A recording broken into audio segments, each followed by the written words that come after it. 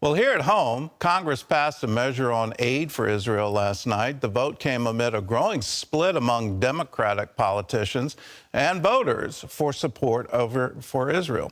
Some party members are criticizing the Israeli response, and they're calling for a ceasefire. Capitol Hill correspondent Matt Galka brings us that story from Washington. The warmongers are out, y'all. They are ready. They want to kill and not stop. It's pure insanity. Michigan Democrat and Congress's only Palestinian-American Rashida Tlaib's rhetoric and participation in this recent pro-Gaza rally at the Capitol has been met with swift backlash. Members of Tlaib's own party have pushed back against her stance, and an effort led by Republican Marjorie Taylor Greene to censure Tlaib failed this week. She's now also seeing attack ads in her congressional district, like this one from Democratic Majority for Israel. Her legislation will allow the terrorists to rearm themselves. Missouri Democrat Cori Bush, another squad member, has also spoken out against the Israeli response, posting on social media, "We can't be silent about Israel's ethnic cleansing campaign." Her own party leader, Hakeem Jeffries, rejected the accusation. Israel is not conducting an ethnic cleansing campaign. Israel is not engaged in genocide. Israel was brutally attacked in the most horrific way on October 7th. It has resulted in the largest loss of Jewish life since the Holocaust. And Israel is in a position where it is responding and going after Hamas. That is a necessary and urgent project for it to complete.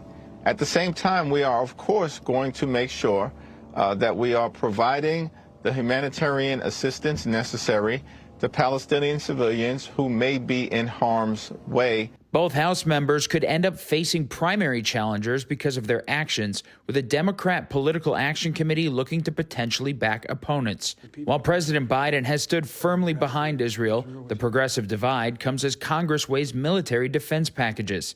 Thursday, the House took up a $14.3 billion bill, with the GOP seeking to offset the Israel funding by rescinding money to the IRS. It's been kind of disturbing to us. I've heard Democrats suggest that there needs to be a ceasefire. Let us be clear. We've been very clear about this. There was a ceasefire. It was before October 7th, and Hamas broke it, and Israelis suffered unspeakable acts of evil, as you've heard even recounted here this morning. Israel doesn't need a ceasefire. It needs its allies to cease with the politics and deliver support now. Analysis by the Congressional Budget Office determined lost revenue by the IRS cuts would actually add to the national debt over the next 10 years. The Democrat-led Senate will likely pair Israel and Ukraine aid, and House Democrats want defensive support for Israel with no strings attached. That's why this House should send a clean bill to the Senate. Instead, Speaker Johnson is willingly jeopardizing Israel's security by making support for Israeli assistance contingent on issues totally unrelated to its security. He's taken an unprecedented step, and one with potentially fatal consequences. 12 Democrats ended up defying leadership and helped pass that Israel aid package out of the House. Although some did openly admit they didn't like the IRS cuts, Jared Moskowitz, a Florida Democrat, said he could see the political mailers now saying you chose the IRS over Israel, and he wouldn't take the bait. Matt Galka, CBN News. Well, it's incredible that it's turned into politics here at home. We need to stand with the state of Israel and what was established by the UN back in 1948, what was part of international law going back to the League of Nations, the San Remo Treaty. All of these things are historical facts. Israel has a right to exist.